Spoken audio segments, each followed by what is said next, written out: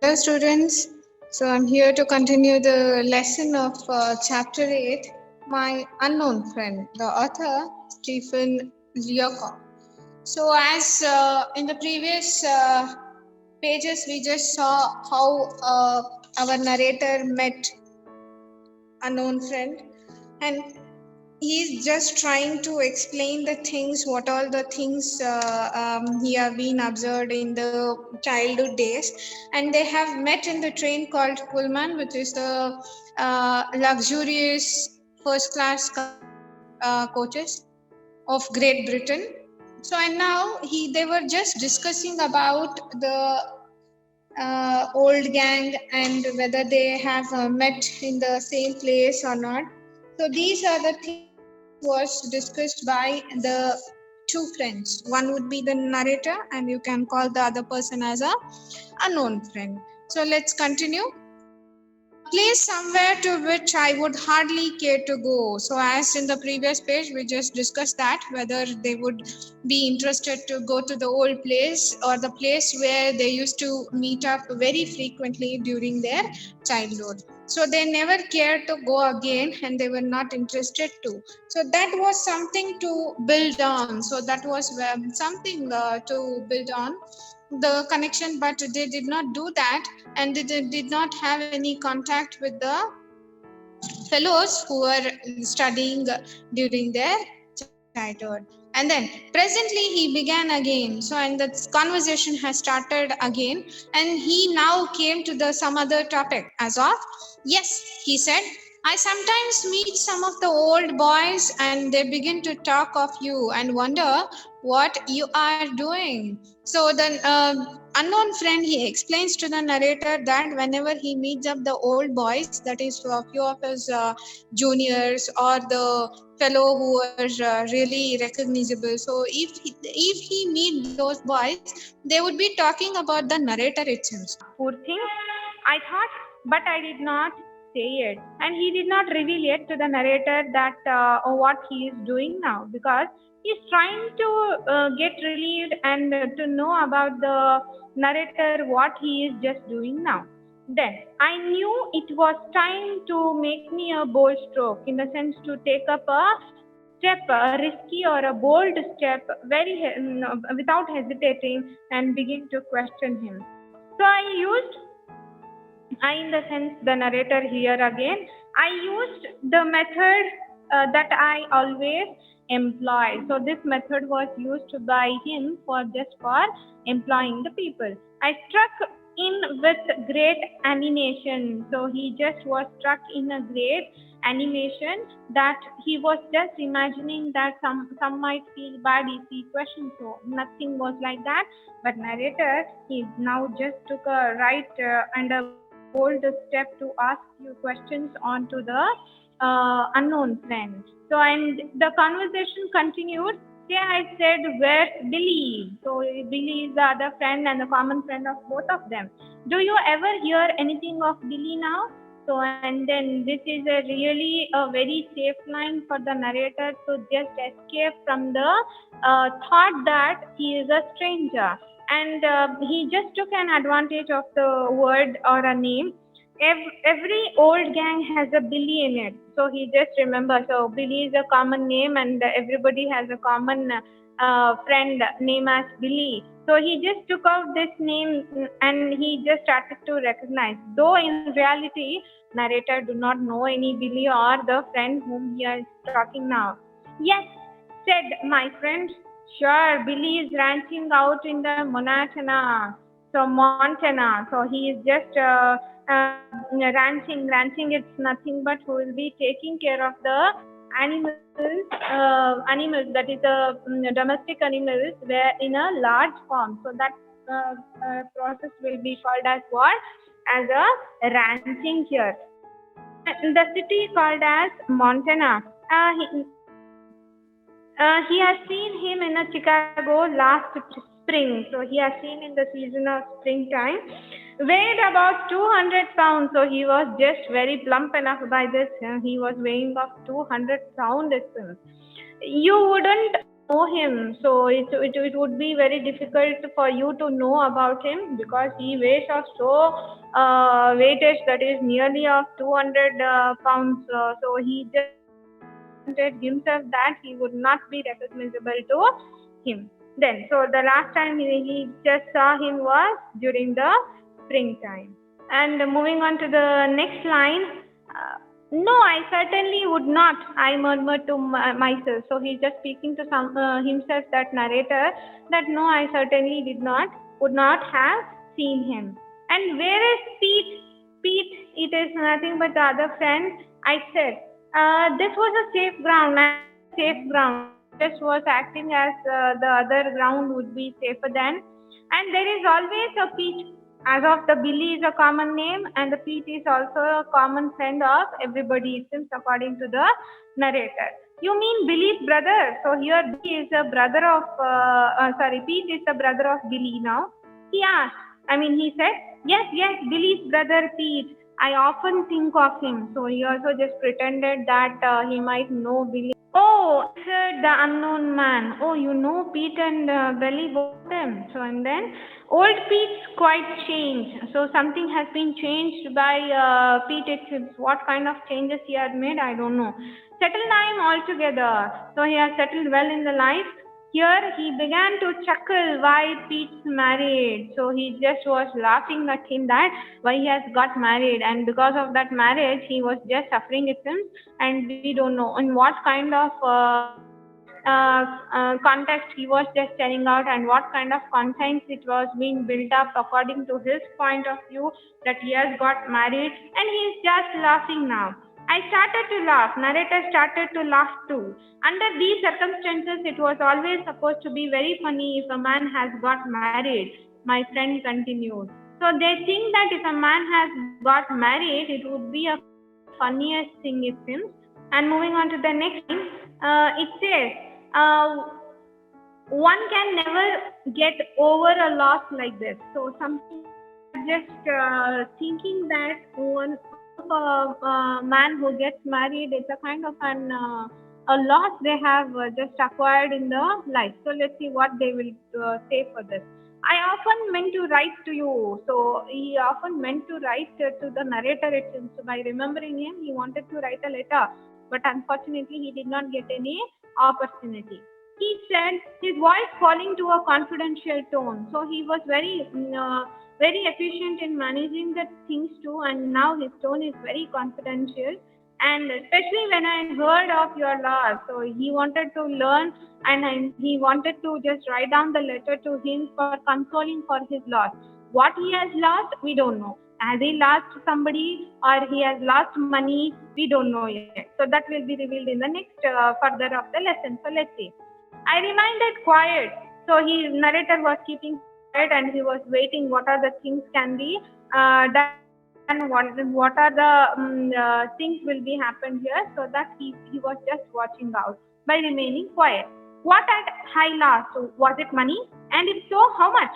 And why had I lost it? So he's just thinking, when did I lose something? And what kind of the thing I have lost? Is that money? In case it is the money, how much I have lost it? And why did I lose it? So this is what the questions just appearing in the mind of the narrator. I wondered if it had ruined me or only partly ruined me. I don't know whether it has been ruined very fully to me or it has only partly has done it.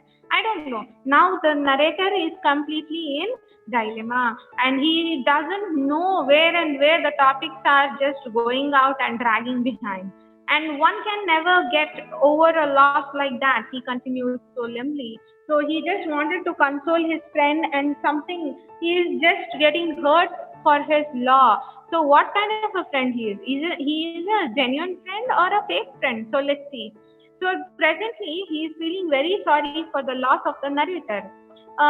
Then evidently I was plumb ruined, but I said nothing and remained uncovered. So he just wanted to share the things of his loss.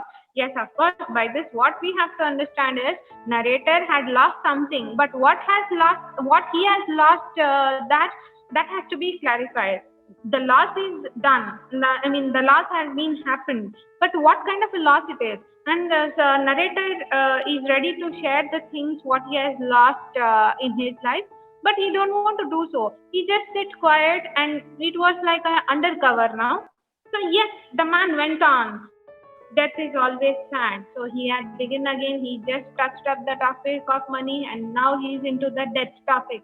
Yes, and literally now narrator has truly considered him as one of a known friend. But still, he is in a dilemma that whether he knows me or not, and whether he knows about his own life or not. So let's see in the next page of the lesson here. So turn on the page, please. He has started up to say about the death. Death. Death?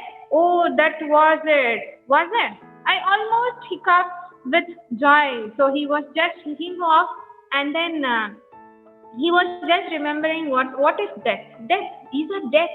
What has happened in the narrator's life? So that is little important here. That was easy. Handling a case of death in these conversation is a simplicity itself. One has only to sit quiet and wait to find out who is dead. So now it is the present situation of the narrator. He is just thinking out who is dead now. I have lost my money, according to him, that is unknown friend, and somebody is dead now who has been dead. So he has to start up the investigation how he is dead and who he is dead. Then, so let's see in the further. Yes, I murdered very sad. Sorry, I murmured very sad. But it was, but it has its other side too. So in reality also, we have to understand that the narrator have lost his grandma. Maybe he has connected with that. So he is just murmuring. He is saying the things within himself as being a very sad.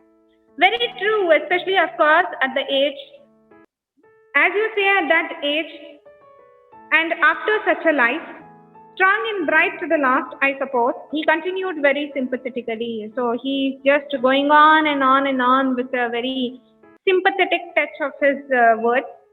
And narrator, finally, he started to speak now.